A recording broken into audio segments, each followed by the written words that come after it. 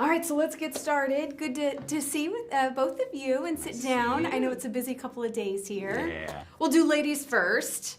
I had a chance. I watched the whole season. I'm so excited for this finally to be in theaters. And what I loved most, I think, about the season with you is you really get to see some moments of you being able to serve Jesus as a mom. And I just wanted you to kind of touch on that. And I can imagine that was probably pretty special shooting, those scenes. And specifically when, you're washing his hair. And just as a mom myself, it's pretty powerful. Even when I read that scene, I just loved it. I love the intimacy of it all. It's always fun to work with Jonathan to begin. I mean, those are my favorite, just because I feel like we work very similarly, and so we try to feed off each other, even when we're not shooting necessarily. And so, but I also feel like even though there's scenes where you can see her taking care of him, I feel like there's moments too when he takes care of her, and I think that's also so relatable. When you are old enough and you're starting your journey as an adult, and maybe even have your own children. I know that happens to me. I now turn to my mom and try to take care of her sometimes too.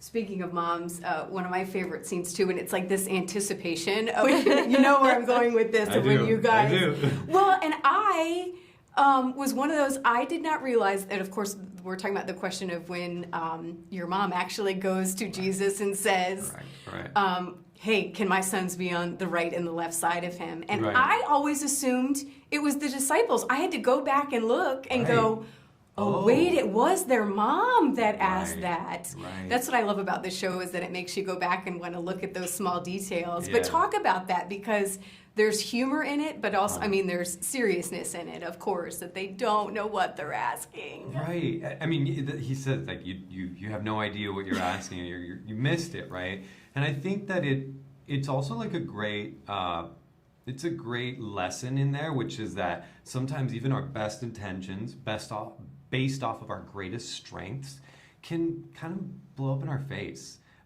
because we're not the be-all, end-all. Like, the final word is, it's not that we are going to make it. And I think it was just a good reminder that no matter how much fourth strength you try and do at the end, you have to listen more than you have to sit with your convictions about what you think is right. It convicted me as a mom, as having kids of my own, and saying, I got to be careful what I ask God for on their behalf, right? Like, I just want to stick with what His will is. Like, let's just only pray that.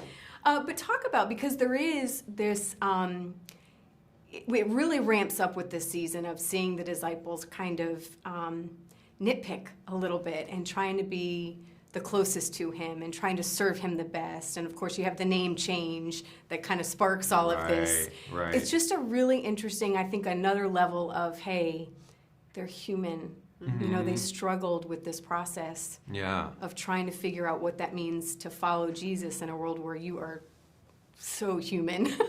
Right. I mean, I think we capitalize on that. This show capitalizes on all the ways that we can all relate to making the simplest mistakes, to having a blind spot to some of the greatest lessons. And it's kind of those moments that anchor us in. And I think it's kind of one of the things that makes the show so successful with the story that we're trying to tell. Yeah.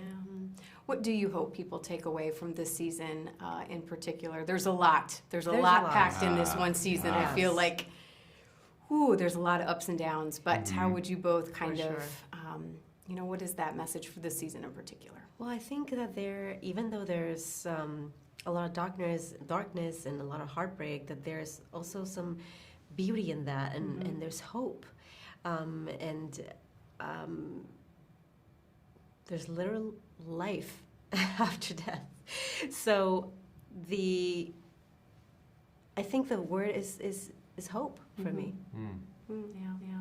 As you want to close here with what your thought is about? I think that my character says it pain has a way of flattening things. And though it is hard to deal with pain, it does really simplify the things in your life. And what seems chaotic all of a sudden becomes yesterday's news because you're in pain. And so there is some hope, some light in the darkness, you know. It's not pleasant, but we all go through it. Mm-hmm. Yeah. Well, thank you both so much. Enjoy this time. I know it's busy, and I'll be seeing you tomorrow. So. Right on. Yes. Thank you. Thank you.